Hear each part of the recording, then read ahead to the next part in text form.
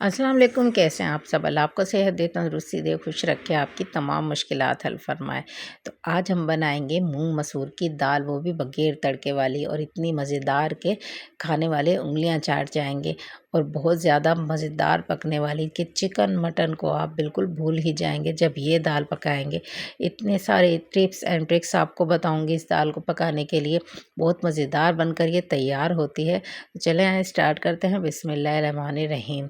एक दाल ली है हमने मूंग मसूर की, तकरीबन आधा आधा पाव, आधा किलो, 1 किलो, हाँ जो है 1 पाव हमारी ये दाल है मिलाकर। तो दोनों दाल हमने बराबर ली हैं और इनको अच्छे से वॉश किया है। वॉश करके हमने इनको भिगो दिया है 10 से 15 मिनट के लिए। ये ज़रूरी होता है ताकि दाल थोड़ी सी नरम पड़ जाए। और फिर हमने एक कढ़ाई ली है, कढ़ाई में मैंने हम पानी डालकर रख दिया है पहले से ही। पानी तकरीबन 5 गिलास है, 5 गिलास पानी हमने इसमें डालकर रख दिया है। तो 1 पाव दाल के लिए हमने 5 गिलास पानी डाल के रखा है। दाल को हम थोड़ा सा पतला ही बनाएंगे, ज़्यादा गाढ़ा नहीं बनाएंगे, इसलिए हमने 5 गिलास डाला है। तो आप अगर मेरे तरीके से पकाएंगे तो 5 ही डालिएगा, वरना आप लोग कम भी कर सकते हैं। तो हमने इसमें पहले से ही डाल दिया है ऑयल। अच्छा, ऑयल हम इसलिए डालते हैं ताकि दाल बॉयल होके ऊपर ना आए और जो है अंदर ही अंदर पकती रहे, तो इसलिए पहले से ही ऑयल डालना इसमें ज़रूरी होता है। तो ये मसाले लिए हैं हमने हमने लिया है इसमें कुटी हुई लाल मिर्च, नमक और हल्दी, और सिर्फ हमने कुटा हुआ पिसा हुआ ज़ीरा। इसके अलावा हमने कुछ भी नहीं लिया।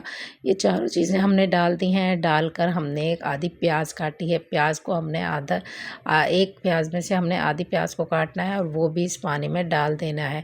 अब हमने इस पानी को बॉयल होने तक पकाना है।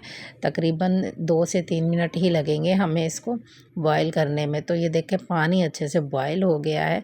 अब हमने जो दाल को भिगो के रखा था ना, हम उसका पानी खुश्क कर लेंगे और फिर हम उसको इसमें डाल देंगे। अच्छा, कच्चे पानी में आपने बिल्कुल दाल नहीं डालनी, वरना वरना दाल बहुत ऐंठ जाती है, बहुत सख्त हो जाती है और अच्छे से घुलती भी नहीं है और पकती भी नहीं है। ये एक टिप है आपके लिए, आप इसको फॉलो किया करें जब आप दाल पकाएं। तो ये देखें, मैंने चम्मच बिल्कुल नहीं चलाया है। चम्मच चलाने से दाल आपकी जल्दी नहीं पकती। तो ये देखें, 5 मिनट के अंदर अंदर हमने हमारी दाल जो है, ढक्कन हमने ढका था, बिल्कुल हमने नहीं चलाया। तो 5 मिनट में ये देखें दाल बिल्कुल अच्छे से मैश हो गई है। ये सारी टिप्स अगर आप फॉलो करेंगे तो आपकी दाल भी 5 मिनट में बनकर तैयार हो जाएगी। तो ये देखें, बिल्कुल 5 मिनट में। अच्छा, 5 मिनट से बिल्कुल ज़्यादा नहीं लगे हैं। आप ये वाली टिप फॉलो करें तो फिर आपकी दाल 5 मिनट में ही। चम्मच हम इसलिए नहीं चलाते पहले से ही, क्योंकि दाल बहुत सख्त हो जाती है और फिर वो फटी फटी दाल बनती है, मज़े की नहीं बनती। तो हम इसलिए चम्मच नहीं चलाते। तो बाद में देखें, मैंने चम्मच चलाया है और फिर हमने इसमें डाल दिए हरी मिर्चें। 5 से 6 हरी मिर्चें हमने इसमें काट के डाली हैं। और अगर आप इस टाइम पे हरी मिर्चें डालेंगे तो आप यकीन कीजिए, खुशबू और टेस्ट इसका दोबाला हो जाएगा। इतना मज़े का इसका फ्लेवर आता है हरी मिर्चों का कि आप हैरान हो जाएंगे। आप इसी पॉइंट पे हरी मिर्ची डालें, 5 से 6, ज़्यादा भी डाल सकते हैं और कम भी डाल सकते हैं अपनी मर्ज़ी से।